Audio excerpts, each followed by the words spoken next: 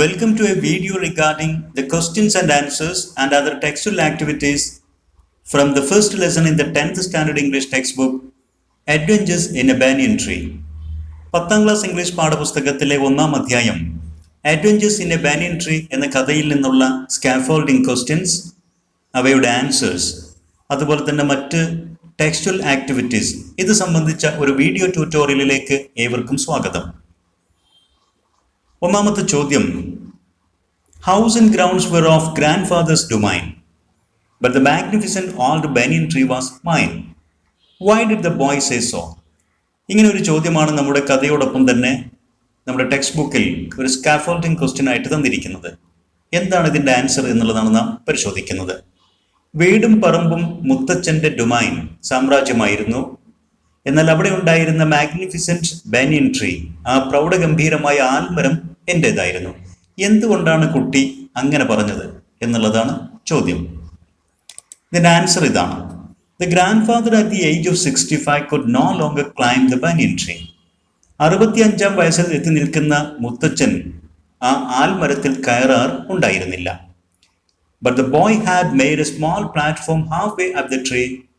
ആ മരത്തിൻ്റെ പകുതി ഉയരത്തിൽ കുട്ടി ഒരു പ്ലാറ്റ്ഫോം, ഇരിക്കാനുള്ള ഒരു തട്ട് പണിതിട്ടുണ്ടായിരുന്നു. And would often spend his time on it reading books and enjoying different sights.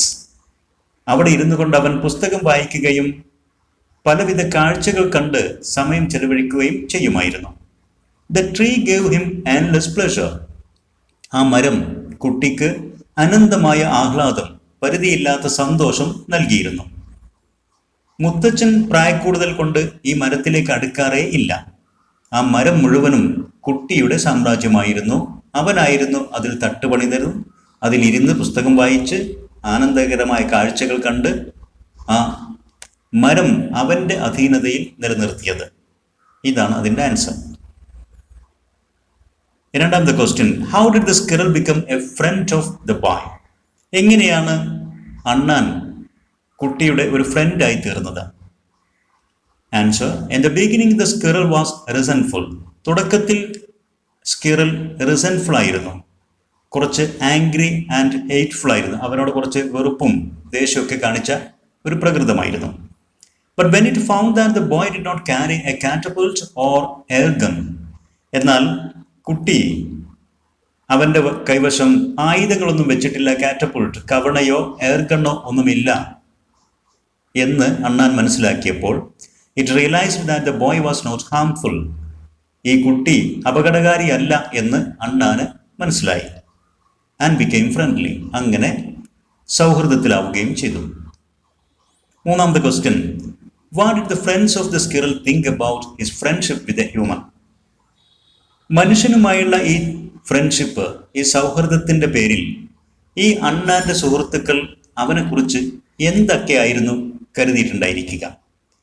മാത്രമല്ല, what might have made dum think so? ഇങ്ങനെ ചിലതൊക്കെ ചിന്തിക്കാൻ അവരെ പ്രേരിപ്പിച്ചത് എന്ത് കാര്യമായിരിക്കും? ഈ രണ്ട് ചോദ്യങ്ങളാണ് മൂന്നാമത്തെ ക്വസ്റ്റ്യൻ ആയിട്ട് വരുന്നത്. The friends of the squirrel probably thought that he might be headstrong or foolish to make friendship with a human. ഒരു മനുഷ്യനുമായിട്ട് ഫ്രണ്ട്ഷിപ്പ് ഉണ്ടാക്കുന്നത് കാര്യം കൊണ്ട് ഒന്നുകിൽ ഈ അണ്ണാൻ കുഞ്ഞ് ഫൂളിഷ്, ഒരു വിഡ്ഢിയായിരിക്കണം, അതല്ലെങ്കിൽ ഹെഡ് സ്ട്രോങ്, ധിക്കാരി, തലക്കനമുള്ള, ആരും പറയുന്നത് അനുസരിക്കാത്ത ധിക്കാരിയായിരിക്കണം. ഇതാണ് ഒരുപക്ഷെ ഈ അണ്ണാൻ്റെ സുഹൃത്തുക്കൾ അവനെക്കുറിച്ച് ചിന്തിച്ചിരിക്കുക. അങ്ങനെ ചിന്തിക്കാനുള്ള കാരണം എന്ത് എന്നാണ് ചോദിക്കുന്നത്. The reason why the thought so, അങ്ങനെ അവർ ചിന്തിക്കാൻ ഉള്ള കാരണം മൈറ്റ് ബി, ഒരുപക്ഷെ ആയിരിക്കാം, that humans would not be trustworthy. മനുഷ്യർ അത്രത്തോളം വിശ്വസിക്കാൻ കൊള്ളുന്നവരല്ല.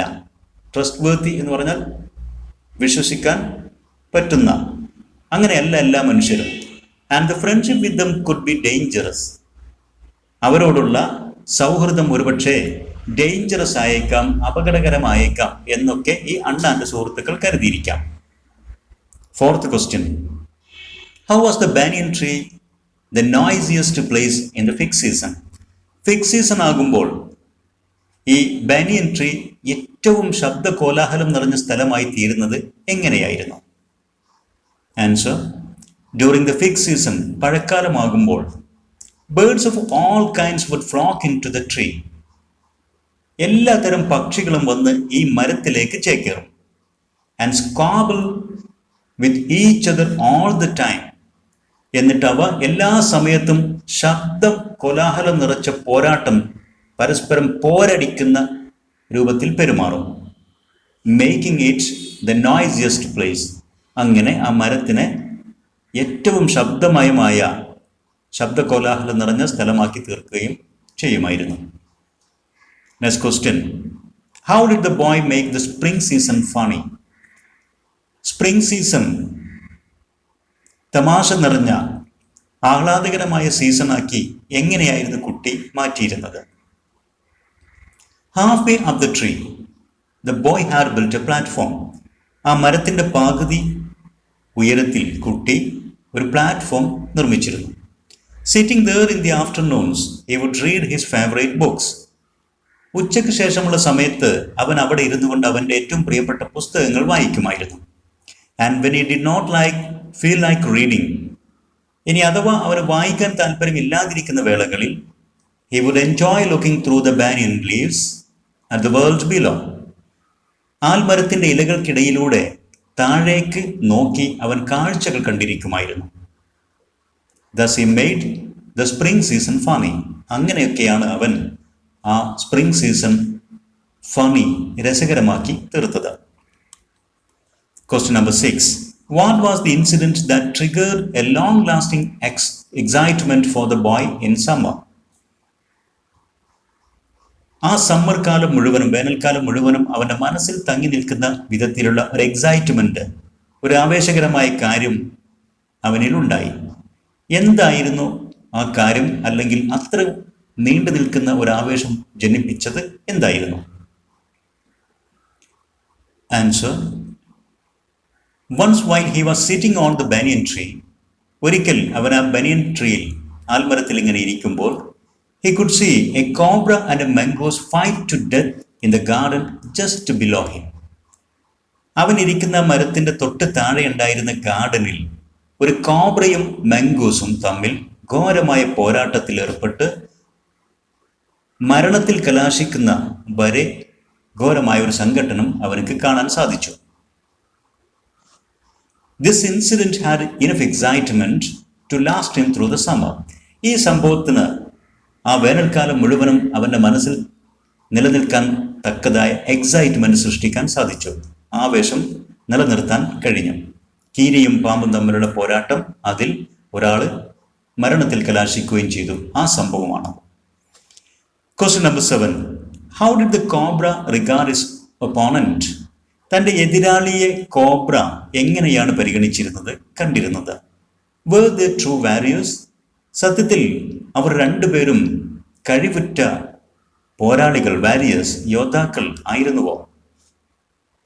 Answer: The cobra regarded his opponent, the grey mongoose, to be a superb fighter.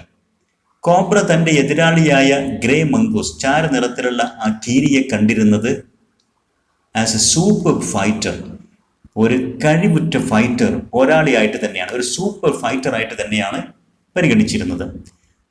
Clever, നല്ല ബുദ്ധിശാലിയായിട്ടും, and aggressive, angry and violent, നല്ല വീരശൂര പരാക്രമിയായിട്ടുമാണ് കണ്ടിരുന്നത്. Both of them were champions in the fight. രണ്ടുപേരും ആ പോരാട്ടത്തിൽ ചാമ്പ്യൻസ് ആയിരുന്നു. With the qualities of a skilled and experienced Warrier.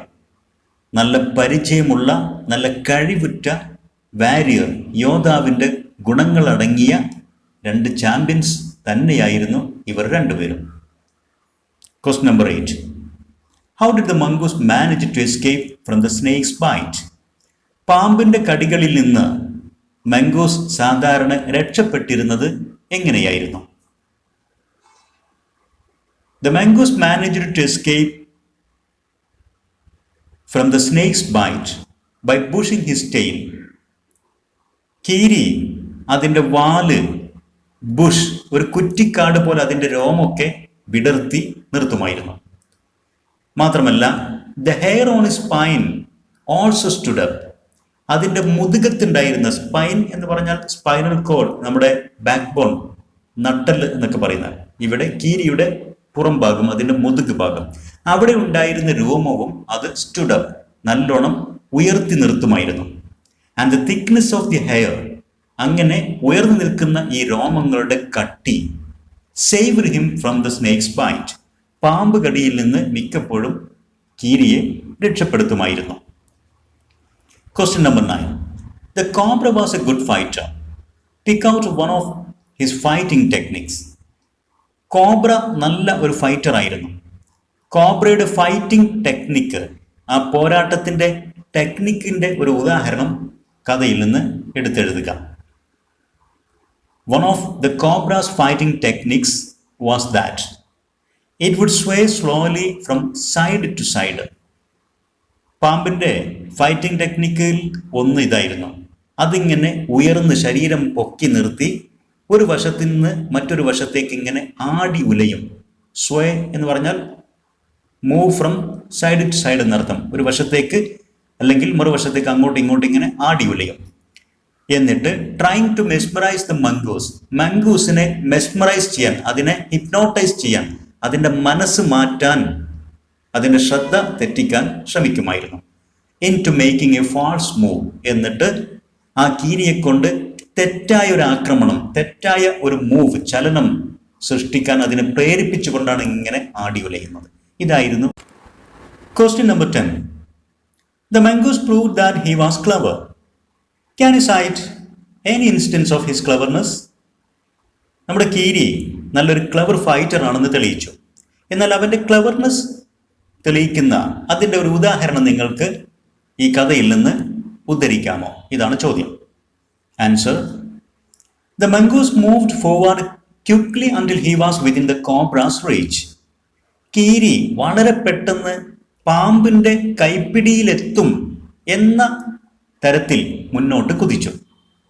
And made a feint to one side, എന്നിട്ട് വളരെ പെട്ടെന്ന് ഒരു വശത്തേക്ക് ഒരു ഫാൾസ് മൂവ്മെന്റ്, ഒരു തെറ്റായ നീക്കം, ഒരു ചതിപ്രയോഗം, ഫെയിൻറ്റ്, ഒരു ഫാൾസ് മൂവ്മെന്റ് നടത്തി.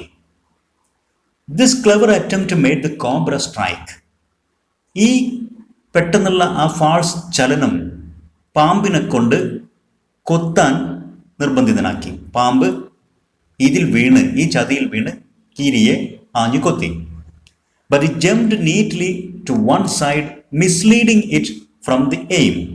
എന്നാൽ കീരി വളരെ പെട്ടെന്ന് തന്നെ പാമ്പിൻ്റെ ലക്ഷ്യത്തിൽ നിന്ന് ചാടി മാറി പാമ്പിനെ മിസ്ലീഡ് ചെയ്തു, അതിനെ തെറ്റിദ്ധരിപ്പിച്ച് ഒരു വശത്തേക്ക് മാറ്റി. He jumped on the snake. ഉടനെ കീരി പാമ്പിൻ്റെ മേലെ ചാടി വീണു. And bit it on the back. എന്നിട്ട് പാമ്പിൻ്റെ പുറത്ത് കടിച്ചു. And darted away out of its reach.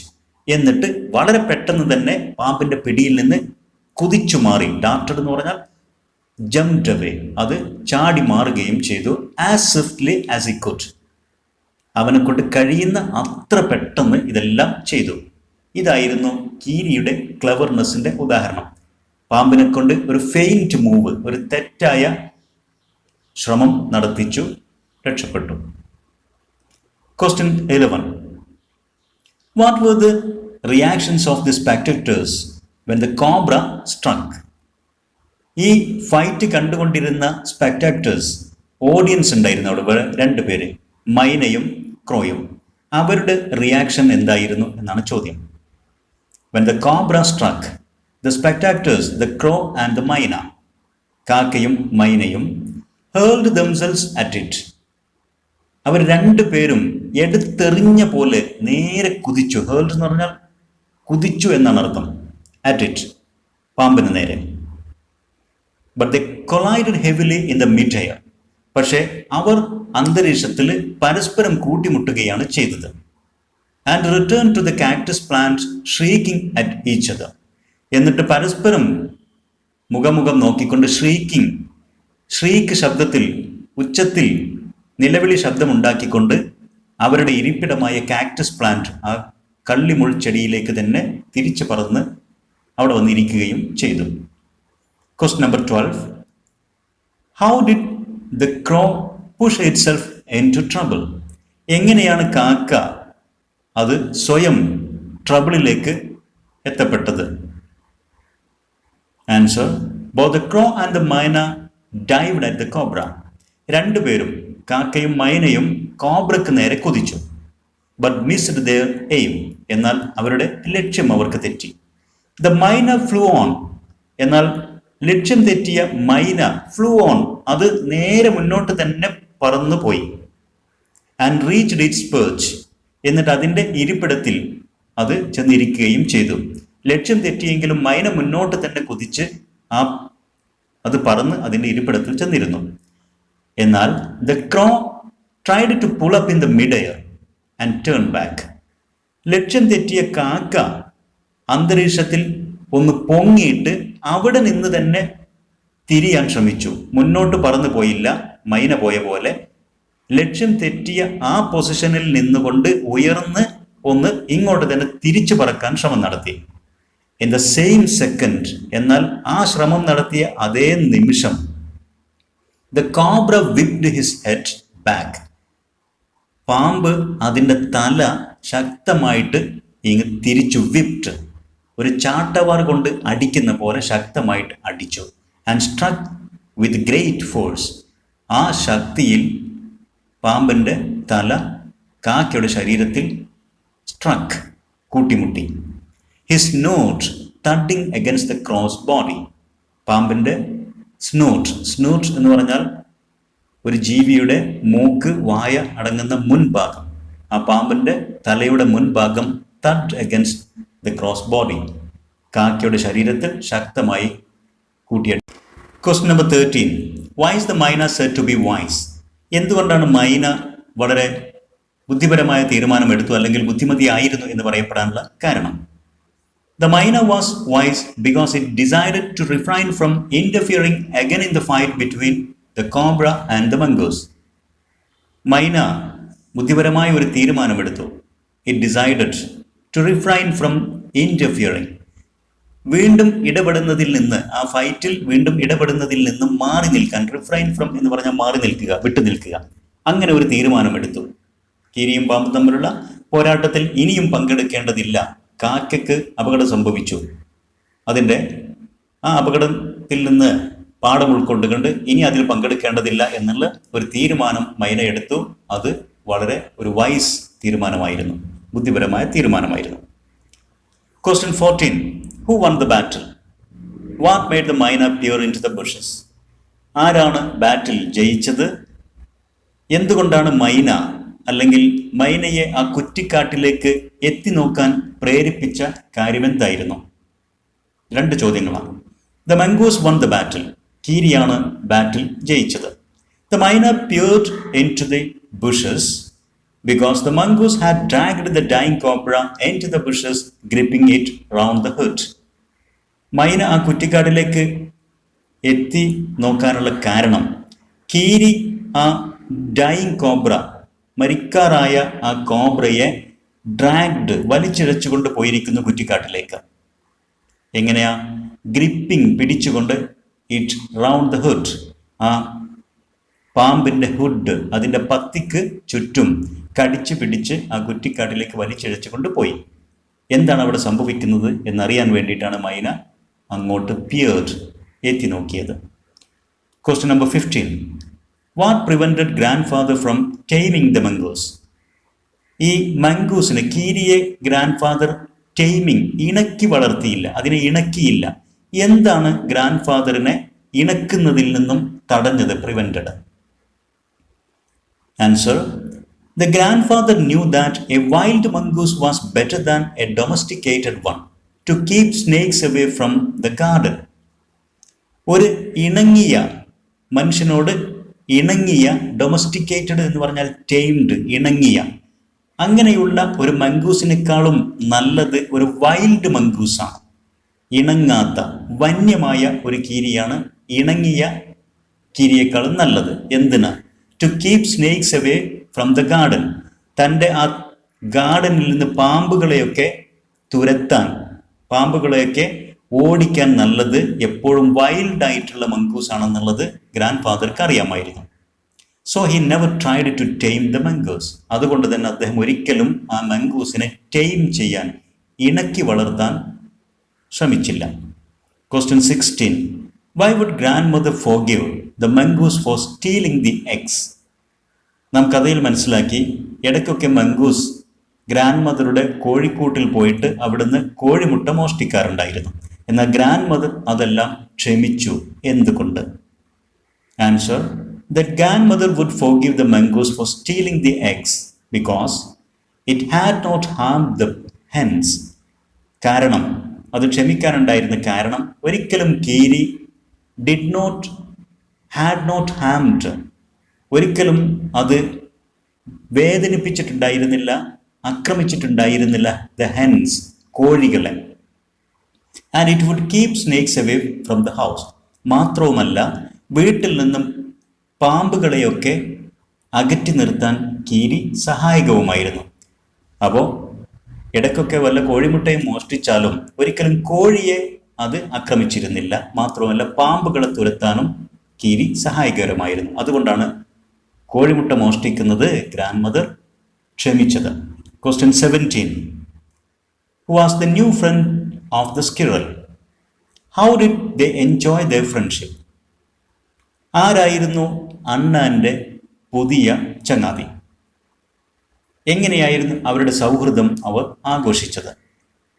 Answer: the new friend of the squirrel was a white rat. അവിടെ ഉണ്ടായിരുന്ന അണ്ണാന്മാരിൽ പിന്നീട് ഒരു അണ്ണാൻ്റെ സുഹൃത്തായിട്ട് നമ്മുടെ വൈറ്റ് റാറ്റ് വന്നു എന്ന് നാം കഥയിൽ വായിച്ചു. വെള്ള എലിയായിരുന്നു ആ പുതിയ സുഹൃത്ത്. which the grandfather had bought from the bazaar. അങ്ങാടിയിൽ നിന്ന് ഗ്രാൻഡ് ഫാദർ കൊണ്ടുവന്നതായിരുന്നു ആ white rat. They enjoyed their friendship. അവർ അവരുടെ സൗഹൃദം ആസ്വദിച്ചത് by going on a little excursions among the branches of the Banyan Tree. ആ ആൽമരത്തിന്റെ ശിഖരങ്ങളിലൂടെ എക്സ്കർഷൻ പോകുന്നത് പോലെ, കൊച്ചു കൊച്ചു വിനോദയാത്ര പോകുന്നത് പോലെ അവർ രണ്ടുപേരും ഒരുമിച്ച് സഞ്ചരിച്ചു കൊണ്ടായിരുന്നു അവരുടെ friendship our ആസ്വദിച്ചത്. Question number 18. How did the boy come to know that the squirrel was building a nest? എങ്ങനെയാണ് കുട്ടിക്ക് മനസ്സിലായത് അണ്ണാൻ ഒരു കൂട് നിർമ്മിക്കുന്നുണ്ട് എന്ന കാര്യം? Answer: at first the squirrel started building the nest in the boy's pockets. ആദ്യം അണ്ണാൻ കൂട് നിർമ്മിക്കാൻ തുടങ്ങിയത് കുട്ടിയുടെ പോക്കറ്റിനുള്ളിൽ തന്നെയായിരുന്നു. He found straw and grass falling out of his pockets when he changed his dress. കുട്ടി വീട്ടിൽ വന്ന് അവൻ്റെ വസ്ത്രമൊക്കെ മാറുമ്പോൾ തൻ്റെ പോക്കറ്റിൽ നിന്ന് പുല്ലും വൈക്കോലും അതിൻ്റെ ഭാഗങ്ങളൊക്കെ താഴേക്ക് വീഴുന്നത് അവൻ കണ്ടു, അവൻ്റെ ശ്രദ്ധയിൽപ്പെട്ടു. അങ്ങനെയാണ് അവനക്കത് മനസ്സിലായത്. Question number 19. What was the wonder that nature had kept for them in the nest? ആ മരത്തിലുണ്ടായിരുന്ന ഒരു കൂട്ടിൽ പ്രകൃതി ഇവർക്ക് വേണ്ടി കാത്തുവച്ചിരുന്ന വണ്ടർ, അത്ഭുതകരമായ കാഴ്ച എന്തായിരുന്നു? In the nest there were 3 white baby squirrels. ആൽമരത്തിലെ കൂട്ടിൽ വെളുത്ത 3 അണ്ണാൻ കുഞ്ഞുങ്ങൾ ഉണ്ടായിരുന്നു. Rats and squirrels were related to each other. എലിയും അണ്ണാനും പരസ്പരം ബന്ധമുള്ള ജീവികളായിരുന്നു. And nature made it possible for them to have offspring. അതുകൊണ്ട് തന്നെ പ്രകൃതി അവക്കിടയിൽ മക്കളുണ്ടാവുക എന്നുള്ള അത്ഭുതകരമായിട്ടുള്ള ഒരു കാര്യം സാധ്യമാക്കി. അതായിരുന്നു പ്രകൃതി ഇവർക്ക് വേണ്ടി കാത്തുവെച്ച വണ്ടർഫുൾ സൈറ്റ്. ഇതോടുകൂടി ടെക്സ്റ്റ് ബുക്കിലെ സ്കാഫോൾഡിംഗ് ക്വസ്റ്റ്യൻസ് പൂർണ്ണമാകുന്നു. ഇനി നമുക്ക് ഏതാനും അഡീഷണൽ ക്വസ്റ്റ്യൻസ് നാം പരിശോധിക്കാം. നമുക്കിവിടെ ചില ക്വസ്റ്റ്യൻസ് തന്നിട്ടുണ്ട്, അതിൻ്റെ ആൻസറുകൾ ഒന്ന് പരിശോധിക്കാം. Additional questions and answers based on the passage of the story. Identify the word from the passage which means an area under one's control. An area under one's control, ഒരാളുടെ നിയന്ത്രണത്തിലുള്ള പ്രദേശം എന്നർത്ഥം വരുന്ന ഒരു പദം നമ്മുടെ ഈ കഥയുടെ പാസേജിൽ നിന്ന് കണ്ടെത്തുക. That we know, domain. Domain എന്നുള്ള പദമാണ് an area under one's control എന്നർത്ഥം വരുന്നത്. Next question. If she hadn't fallen while climbing an apple tree, dash, live longer. Complete the sentence using the bracketed words appropriately. ഈ sentence പൂർത്തീകരിക്കുക ശരിയായ രീതിയിൽ ബ്രാക്കറ്റിൽ തന്നിരിക്കുന്ന ആ ഫ്രേസ് ഉപയോഗിച്ചുകൊണ്ട്. ഇത് ഒരു കണ്ടീഷണൽ സെൻറ്റൻസ് ആണ്. അതിൻ്റെ ഇഫ് ക്ലോസ് തന്നിട്ടുണ്ട്. ഇഫ് ഷീ ഹാഡിൻറ്റ് ഫാളൻ എന്നുള്ളതാണ് അവിടുത്തെ വേർബ്. എന്ന് വെച്ചാൽ ഇഫ് ക്ലോസിൽ ഒരു past perfect വേർബാണ്.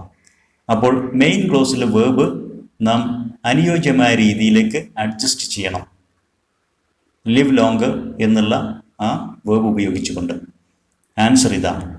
If she hadn't fallen while climbing an apple tree she would have lived longer.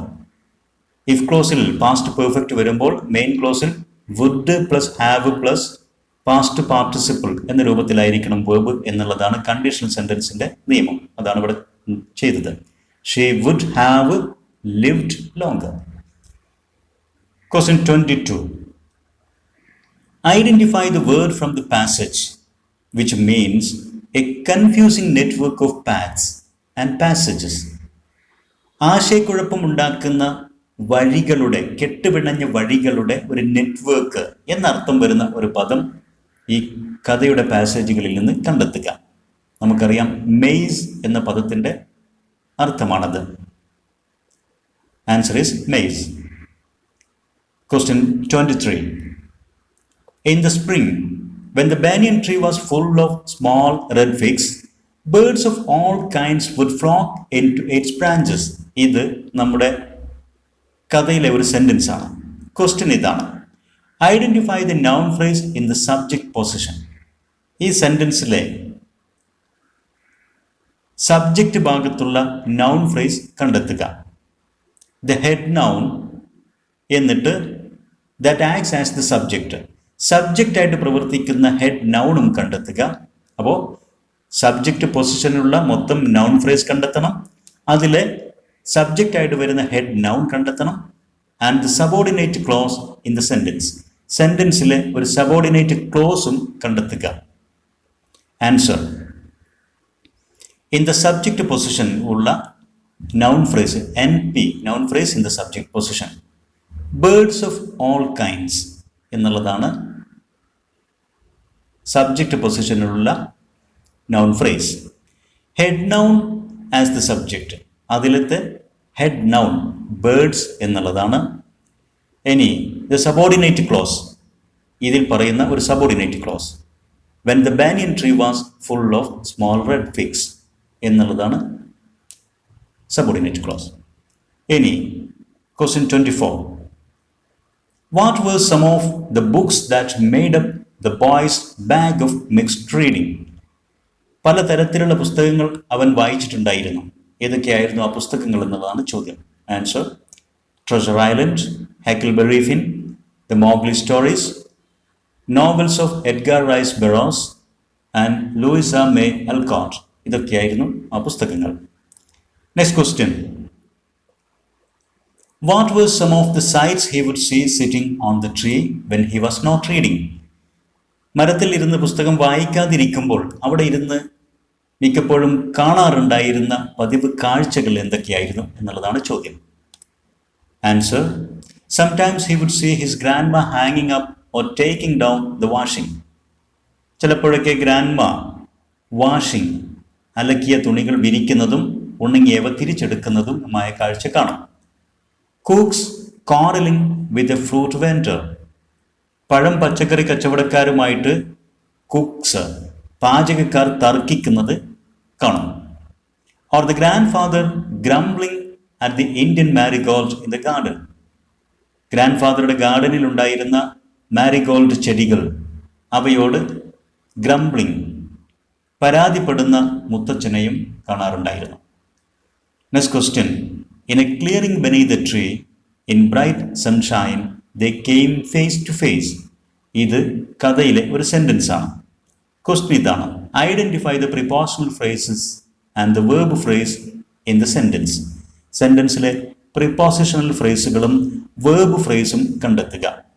Answers: prepositional phrases എന്ന് പറയുന്നത് ഒരു പ്രിപ്പോസിഷൻ കൊണ്ട് തുടങ്ങുന്ന ഫ്രേസുകൾ. In a clearing, beneath the tree, in bright sunshine. ഈ സെന്റൻസിൽ 3 പ്രിപ്പോസിഷണൽ ഫ്രേസുകളുണ്ട്. ഇതാണത്.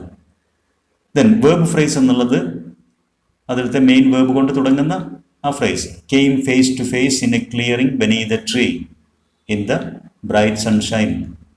ഒരു സെന്റൻസിലെ വേർബ് ഫ്രേസ് എന്ന് പറയുന്നത് സബ്ജക്റ്റ് ഒഴിച്ച് ബാക്കി വരുന്നതെല്ലാം വേർബ് ഫ്രേസിൽ ഉൾപ്പെടും. സബ്ജക്റ്റ് എന്ന് പറയുമ്പോൾ സബ്ജക്റ്റിന്റെ ഹെഡ് നൗൺ മാത്രമല്ല, സബ്ജക്റ്റുമായിട്ട് വരുന്ന ആ നൗൺ ഫ്രേസ് മാറ്റി നിർത്തിയാൽ ബാക്കിയെല്ലാം.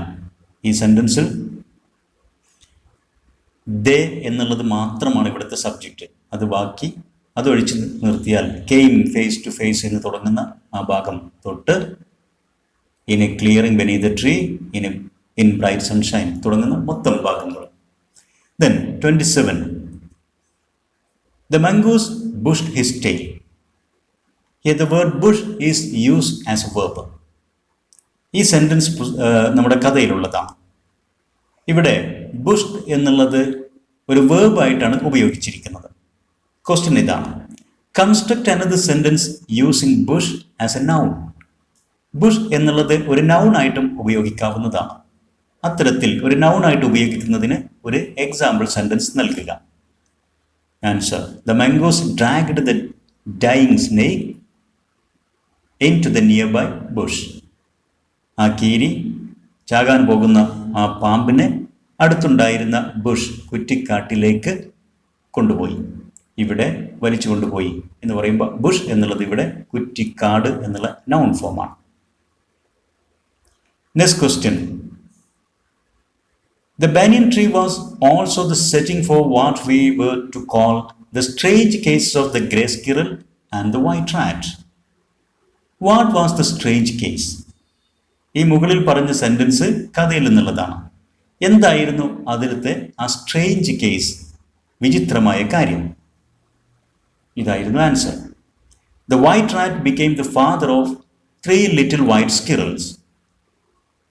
3 വെളുത്ത അണ്ണാൻ കുഞ്ഞുങ്ങളുടെ അച്ഛൻ ഈ white റാറ്റായി. Question number 29.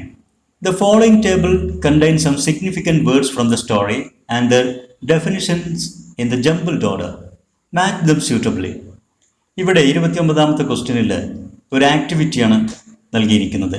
A and B എന്നിങ്ങനെ 2 കോളംസ് ഉണ്ട്. എ എന്നുള്ള കോളത്തിൽ നമ്മുടെ സ്റ്റോറിയിൽ നിന്നുള്ള ഏറ്റവും പ്രധാനപ്പെട്ട ചില പദങ്ങൾ തന്നിരിക്കുന്നു. അവയുടെ മീനിങ്സ് ആണ് ബി എന്നുള്ള കോളത്തിൽ തന്നിരിക്കുന്നത്. ഇവ എന്നാൽ ജംബിൾഡ് ഓർഡറിലാണ്, പരസ്പരം ഇടകലർന്നുകൊണ്ടാണ്. മാച്ച് ദം സ്യൂട്ടബിളി, ഇവ ശരിയാം വിധം യോജിപ്പിച്ച് എഴുതുക എന്നുള്ളതാണ് ആക്ടിവിറ്റി. ഇതിൻ്റെ ആൻസർ ഇവിടെ തന്നിട്ടുണ്ട്. ഇത്തരത്തിലുള്ള ഏതാനും ആക്ടിവിറ്റീസ് നമ്മുടെ ടെക്സ്റ്റ് ബുക്കിലുണ്ട്. അവ പേജ് നമ്പർ സഹിതം ആക്ടിവിറ്റി നമ്പർ അടക്കം നാം ആൻസർ ചെയ്തിട്ടുണ്ട്. എന്നാൽ അതിവിടെ വിശദീകരിക്കുക എന്നുള്ളത് സമയദൈർഘ്യം മൂലം നമുക്ക് സാധ്യമല്ല. അതിൻ്റെ ഒരു PDF ഫോമാറ്റിൽ ഫയൽ തയ്യാറാക്കി ഇവിടെ അപ്ലോഡ് ചെയ്യുന്നുണ്ട്. ആ ഫയലിൻ്റെ ലിങ്ക് ഈ വീഡിയോയുടെ ഡിസ്ക്രിപ്ഷൻ ഭാഗത്ത് നൽകുന്നുണ്ട്. വിദ്യാർത്ഥികൾക്ക് അതിൽ ക്ലിക്ക് ചെയ്ത് ആ PDF ഫയൽ ഡൗൺലോഡ് ചെയ്ത് പഠിക്കാവുന്നതാണ്. ഇവിടെ ടെക്സ്റ്റ് ബുക്കിൽ 1ാമത്തെ ആക്ടിവിറ്റി, ഇവിടെ ഒരു സ്റ്റോറി ട്രീ തന്നിരിക്കുന്നു. അതിൽ ഈ കഥയിലെ ക്യാരക്ടേഴ്സിനെ, കഥാപാത്രങ്ങളെ എടുത്തെഴുതുക എന്നുള്ളതാണ് ആക്ടിവിറ്റി. അത് ഫിൽ ചെയ്യുക. അതുപോലെ തന്നെ മെയിൻ ഇവൻറ്റ്സ് എന്തൊക്കെയാണെന്ന് കണ്ടെത്തി അത് ഈ ബോർഡുകളിൽ ഫിൽ ചെയ്യുക. അവസാനം ഈ കഥയുടെ സെറ്റിങ്സ് ഇവിടെ പൂർത്തീകരിച്ചെഴുതുക എന്നതാണ് 1ാമത്തെ ആക്ടിവിറ്റി. ഇത്തരത്തിലുള്ള എല്ലാ ആക്ടിവിറ്റീസും നാം സോൾവ് ചെയ്ത് ഈ PDF ഫയലിൽ ഉൾപ്പെടുത്തുന്നുണ്ട്. 2ാമത്തെ ആക്ടിവിറ്റി ഒരു ഫ്രണ്ട്ലി ലെറ്റർ എഴുതുക എന്നുള്ളതാണ്. ഇവിടെ തന്നിരിക്കുന്നു അതിൻ്റെ ഒരു പാർട്ട്, അത് പൂർത്തീകരിക്കുക എന്നുള്ളതാണ് ആക്ടിവിറ്റി. ശ്രദ്ധിക്കേണ്ടത് ഫോമൽ ആണെങ്കിലും ഇൻഫോമൽ ആണെങ്കിലും ഒരു ഫ്രണ്ടിന് മറ്റൊരു ഫ്രണ്ടിന് എഴുതുന്ന കത്താണ് ഈ ആവശ്യപ്പെട്ടിരിക്കുന്നത്. അതുകൊണ്ട് ഇതൊരു ഫ്രണ്ട്ലി ലെറ്ററാണ്, ഇൻഫോമൽ ലെറ്ററാണ്. 2 തരത്തിലുള്ള ലെറ്റർ ആണെങ്കിലും ആദ്യം നാം എഴുതുന്നത് റൈറ്റേഴ്സ് അഡ്രസ് ആണ്. റൈറ്റേഴ്സ് അഡ്രസ്സിൽ പേര് ഉൾപ്പെടുത്തുന്നില്ല എന്നുള്ളത് പ്രത്യേകം ശ്രദ്ധിക്കുക. ടെക്സ്റ്റ് ബുക്കിൽ തന്നിരിക്കുന്ന മോഡലിലും പേര് ഉൾപ്പെട്ടിട്ടില്ല. Then date, salutation phrase, then body of the letter. അവസാനം concluding phrase, signature and the name. Name of the writer ഏറ്റവും അവസാനമാണ് വരേണ്ടത്. കത്തിൻ്റെ തുടക്കത്തിൽ അത് ഉൾപ്പെടുത്തരുത്. മറ്റൊരു കാര്യം ശ്രദ്ധിക്കേണ്ടത്, മോഡേൺ ലെറ്ററിൽ എല്ലാ ഘടകങ്ങളും മാർജിന് സമാനമായിട്ട് ലെഫ്റ്റ് സൈഡിലേക്ക് ചേർത്തെഴുതുന്ന രീതിയാണുള്ളത്. അല്ലാതെ കുറച്ച് ഇവിടെ എഴുതി കുറച്ച് വലത് സൈഡിലേക്ക് എഴുതി ചേർക്കുന്ന രീതി ഇപ്പോൾ ഇല്ല. അപ്പോൾ ഇതേ മോഡൽ ഫോളോ ചെയ്യുക. ഇതെല്ലാം ആൻസർ ചെയ്തിട്ടുണ്ട്. തുടർന്ന് വരുന്ന എല്ലാ ആക്ടിവിറ്റീസും ഇവിടെ ചോദിച്ച ചോദ്യങ്ങൾ വായിക്കുക. ഈ ചോദ്യങ്ങളുടെ ആൻസർ എല്ലാം തന്നെ PDF ഫോമാറ്റ് നിങ്ങൾക്ക് നൽകിയിട്ടുണ്ട്. ഇനി ആ ഫോമാറ്റ് നമുക്കവിടെ കാണാൻ സാധിക്കും. ഇതാണ് ആ സ്റ്റോറി ട്രീ ഫിൽ ചെയ്തത്. അതുപോലെ തന്നെ ലെറ്റർ കംപ്ലീറ്റ് ചെയ്തിരിക്കുന്നു. പിന്നെ സ്കിറൽ, സ്നേക്ക്, മംഗോസ് അവയെ വിശദീകരിക്കുന്ന സെന്റൻസ് കഥയിൽ നിന്ന് എടുത്തെഴുതാൻ പറഞ്ഞു ചെയ്തിരിക്കുന്നു. ദെൻ ഒരു റൈറ്റപ്പ് പോലെ, ഇതൊരു നറേറ്റീവാണ്. ആ fight scene, mongoose and cobra തമ്മിലുള്ള ആ ഫൈറ്റ് ഒന്ന് ഒരു കഥ പറയുന്ന പോലെ വിശദീകരിക്കാൻ. അപ്പോൾ ഒരു നറേറ്റീവ് തയ്യാറാക്കുമ്പോൾ അതിനൊരു ഹെഡ്ലൈൻ കൊടുക്കണം. അനുയോജ്യമായത് ബാറ്റിൽ ഓഫ് ചാമ്പ്യൻസ് എന്ന രൂപത്തിൽ അതിവിടെ നൽകിയിരിക്കുന്നു. Then activity 5, text book page 17, 17ാമത്തെ പേജിൽ ആക്ടിവിറ്റി 5 ആ കുട്ടി വെളുത്ത അണ്ണാൻ കുഞ്ഞുങ്ങളെ കണ്ട് ആഹ്ലാദം കൊണ്ട് ആ ആശ്ചര്യം അവൻ്റെ ഡയറിയിൽ എഴുതുന്ന ഒരു ഡയറി കുറിപ്പ് തയ്യാറാക്കാനാണ് ചോദ്യം. അതിൻ്റെ ഒരു മോഡൽ ഡയറി ഇവിടെ തയ്യാറാക്കിയിരിക്കുന്നു. ഒരു ഡയറി എഴുതുമ്പോൾ ഡേറ്റ്, ഡേ, ടൈമൊക്കെ ഉൾപ്പെടുത്തി ചെറിയ സെൻറ്റൻസുകളിൽ ചോദിച്ച കാര്യങ്ങൾ മാത്രം ഉൾപ്പെടുത്തി തയ്യാറാക്കുക. അത് ആൻസർ ചെയ്തിട്ടുണ്ട്. പിന്നെ ടെക്സ്റ്റ് ബുക്കിൽ തന്നിരിക്കുന്ന ആക്ടിവിറ്റി 16 പേജ് നമ്പർ 18 ചില സിലോട്ട്സ്, നിഴൽ ചിത്രങ്ങൾ പോലെ തന്നിരിക്കുന്നു. അതിൻ്റെ താഴെ നമുക്ക് കട്ട് ലൈൻസ് ചേർക്കാൻ, എന്താണ് ഈ രംഗം എന്നുള്ളത് വിശദീകരിക്കുക ഓരോ ചിത്രവും കണ്ടുകൊണ്ട്. അതെല്ലാം ഇവിടെ ചെയ്തിരിക്കുന്നു. എന്നിട്ട് ഇതെല്ലാം യോജിപ്പിച്ച് നേരത്തെ പറഞ്ഞ പോലെ ഒരു നറേഷൻ തയ്യാറാക്കുക, ഒരു കഥ പറയുന്ന പോലെ ഇതെല്ലാം യോജിപ്പിച്ച് വിശദീകരിക്കുക. അത് തന്നെയാണ് ആക്ടിവിറ്റി 4 എന്നുള്ളതിൽ നാം കൊടുത്ത നറേറ്റീവ്. അത് തന്നെ ഉപയോഗിച്ചാൽ മതി. ദെൻ ഇനിയുള്ളത് നമ്മുടെ ബനിയൻ ട്രീ എന്തുമാത്രം സൗന്ദര്യവും അതുപോലെ തന്നെ ജീവജാലങ്ങൾക്കെല്ലാം തന്നെ അണ്ണാനും പക്ഷികളും ആ കുട്ടിയും എല്ലാം മനുഷ്യനും പ്രകൃതിയും ജീവജാലങ്ങളും ഒരുമിച്ച് ജീവിക്കുന്ന ഒരവസ്ഥ സൃഷ്ടിക്കുന്നു. അതുകൊണ്ട് പ്രകൃതി സംരക്ഷിക്കപ്പെടേണ്ടതിൻ്റെ പ്രാധാന്യം നാം ഒന്ന് ചർച്ച ചെയ്യാനാണ് പറഞ്ഞിരിക്കുന്നത്. പ്രകൃതിയെ സംരക്ഷിക്കാൻ നാം എന്തൊക്കെ ചെയ്യണം, അതിനെക്കുറിച്ചൊരു റൈറ്റപ്പ് തയ്യാറാക്കിയിരിക്കുന്നു. ഒരു ചർച്ച ചെയ്ത് അതിനെക്കുറിച്ച് ഒരു റൈറ്റപ്പ്. അപ്പോൾ അതിന് അനുയോജ്യമായ ഒരു ഹെഡ്ലൈൻ കൊടുത്തിരിക്കുന്നു. Plan trees and preserve nature എന്നുള്ള രൂപത്തിൽ അത് വിശദീകരിച്ചിരിക്കുന്നു. അടുത്തത് prepare A digital poster on the same theme, conservation of nature. പ്രകൃതിയുടെ സംരക്ഷണത്തെക്കുറിച്ച് പോസ്റ്റർ തയ്യാറാക്കുക. അപ്പോൾ അതിനൊരു മോഡൽ കൊടുത്തിരിക്കുന്നു. അതുപോലെ തന്നെ സ്ലോഗൻസ് ഓൺ നേച്ചർ കൺസർവേഷൻ, പ്രകൃതി സംരക്ഷണത്തെക്കുറിച്ച് നമുക്ക് ഏതാനും സ്ലോഗൻസ്, അതിൻ്റെ മോഡൽ ഇവിടെ കൊടുത്തിരിക്കുന്നു. Plan trees, protect nature, root of our existence is on top of trees, pollution everywhere, solution nowhere, avoid plastic, save our planet, say no to pollutants to make life pleasant, global warming is a warning, carbon emission is a killing poison, don't harm nature, let every creature be calm in future, let rivers flow pure, make lives grow sure. തുടങ്ങിയ slogans ഇതൊക്കെ നമുക്ക് ഉപകാരപ്പെടും.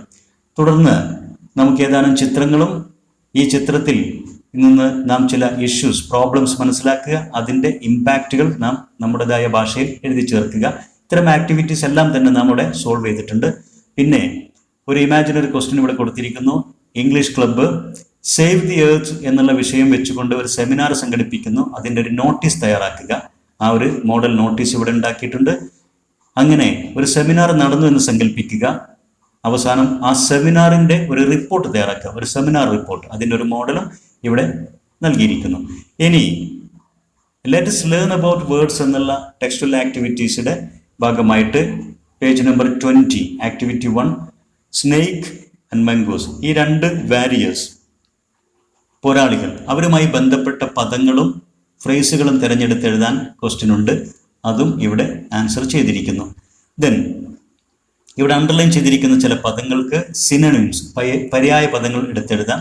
എല്ലാത്തിൻ്റെയും page number അതുപോലെ തന്നെ activity number ടെക്സ്റ്റിൽ പറഞ്ഞത് ഇതേ രൂപത്തിൽ ആൻസർ ചെയ്ത് ശ്രദ്ധിക്കുക.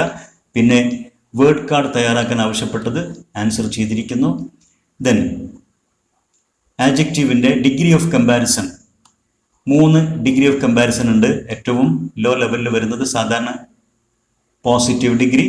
ദെൻ 2 വസ്തുക്കൾക്കിടയിൽ കമ്പയർ ചെയ്യുമ്പോൾ കമ്പാരിറ്റീവ് ഡിഗ്രി. ഏറ്റവും കൂടിയ ഡിഗ്രി എന്നുള്ളത് സൂപ്പർലേറ്റീവ് ഡിഗ്രി. ഉദാഹരണത്തിന് ഓൾഡ്, ഓൾഡർ, ഓൾഡസ്റ്റ്. ഓൾഡ് എന്നുള്ള സ്മോൾ പദത്തോടൊപ്പം ചേർത്ത് കമ്പാരിറ്റീവും ചേർത്ത് സൂപ്പർലേറ്റീവ് ഉണ്ടാക്കിയിരിക്കുന്നു. അതുപോലെ തന്നെ സ്വിഫ്റ്റ്, സ്വിഫ്റ്റർ, സ്വിഫ്റ്റസ്റ്റ്. എന്നാൽ ചില പദങ്ങൾക്ക് ഇറഗുലർ ആയിട്ടുള്ള കമ്പാരിറ്റീവും സൂപ്പർലേറ്റീവുമാണ്. ഉദാഹരണത്തിന് ഗുഡ് എന്നുള്ളത് ബെറ്റർ എന്നുള്ള മറ്റൊരു പദമാണ്. അതല്ലാതെ ഗുഡിനോടൊപ്പം ചേർത്തല്ല ഇതുണ്ടാക്കിയിരിക്കുന്നത്.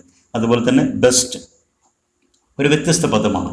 ബാഡ് എന്നതിനോടൊപ്പം ചേർത്തല്ല അതിൻ്റെ കമ്പാരിറ്റീവ് വേർഡ്സ് ഉണ്ടാക്കിയിരിക്കുന്നത്. സൂപ്പർലേറ്റീവ് ചേർത്തുമല്ല. ഇതൊക്കെ വ്യത്യസ്ത പദങ്ങളാണ്. അപ്പോൾ ഇത് ഇറഗുലർ ആയിട്ടുമുണ്ട്. ചേർത്തുണ്ടാക്കാം. എന്നാൽ കുറച്ച് നീളം കൂടിയ പദങ്ങളാണെങ്കിൽ, സിലബിൾസ് കൂടിയ പദങ്ങളിൽ അഗ്രസീവ്, മോർ അഗ്രസീവ്, മോർ എന്നുള്ള പദമാണ് കമ്പാരിറ്റീവിന് ചേർക്കേണ്ടത്. അതുപോലെ തന്നെ മോസ്റ്റ് എന്നുള്ളതാണ് സൂപ്പർലേറ്റീവ് ഉണ്ടാക്കാൻ ചേർക്കേണ്ടത്. ഇനി ശ്രദ്ധിക്കേണ്ടത് ആസ് എന്നുള്ള കൺസ്ട്രക്ഷനാണ് പോസിറ്റീവ് ഡിഗ്രിയിൽ നാം കമ്പയർ ചെയ്യുമ്പോൾ ഉപയോഗിക്കുക. ഉദാഹരണത്തിന് the banyan tree was as old as the house. വീടിനെ പോലെ തന്നെ ഓൾഡ് ആയിരുന്നു മരവും. എന്ന് വെച്ചാൽ രണ്ടും ഒരേപോലെ ആയിരുന്നു ഓൾഡ്. ഒന്ന് മറ്റൊന്നിനേക്കാൾ കൂടുതലോ കുറവോ എന്ന് പറയുന്നില്ല. ആ ബനിയൻ ട്രീയും ഹൗസും ഒരേപോലെ ഓൾഡ് ആയിരുന്നു പറയുമ്പോൾ ആസ് ഉപയോഗിച്ചിരിക്കുന്നു. അപ്പോൾ വിദ്യാർത്ഥികൾ ശ്രദ്ധിക്കുക, ആസ് ചേർത്താൽ നാം പോസിറ്റീവ് ഡിഗ്രിയാണ് ഉപയോഗിക്കേണ്ടത് ഇതേപോലെ. ദെൻ 2 വസ്തുക്കൾക്കിടയിൽ കമ്പയർ ചെയ്യുമ്പോഴാണ് നമ്മൾ കമ്പാരിറ്റീവ് ഉപയോഗിക്കുക. അപ്പോൾ നാം കണക്റ്റിംഗ് വേർഡായിട്ട് ദാൻ ഉപയോഗിക്കും. ഉദാഹരണത്തിന് ദ ട്രീ വാസ് ഓൾഡർ. ഓൾഡിനെ നമ്മൾ ഓൾഡർ ആക്കിയപ്പോൾ ഓൾഡർ, അപ്പോൾ ദാൻ എന്ന് ചേർക്കണം. ദെൻ സൂപ്പർലേറ്റീവ് ഉണ്ടാക്കുമ്പോൾ ഓൾഡസ്റ്റ് എന്ന് പറയുമ്പോൾ നാം അതിന് മുമ്പിൽ ദ ചേർത്ത് കൊടുക്കും. It was the oldest banian tree in the town. അപ്പോൾ സൂപ്പർലേറ്റീവിൻ്റെ മുമ്പിൽ ദ എന്നുള്ള ഡെഫിനിറ്റ് ആർട്ടിക്കിൾ ചേർക്കുക.